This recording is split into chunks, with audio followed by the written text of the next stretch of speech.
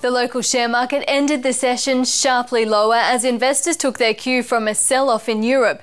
The All Ordinaries Index lost 1.4% and the ASX 200 gave up a little more by the close. The losses were broad-based, but mining and energy companies led the declines.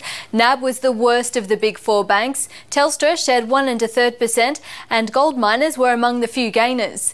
West Texas crude oil slipped on economic worries and spot gold is just below its record of $1,921 an ounce.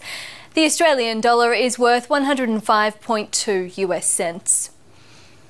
Well, as expected, the Reserve Bank left interest rates on hold at 4.75%. The Reserve Bank says the outlook for the global economy is less clear than it was earlier in the year. It also cites the dampening effect of the high Australian dollar on the domestic economy. However, the bank says it's still concerned about the medium outlook for inflation.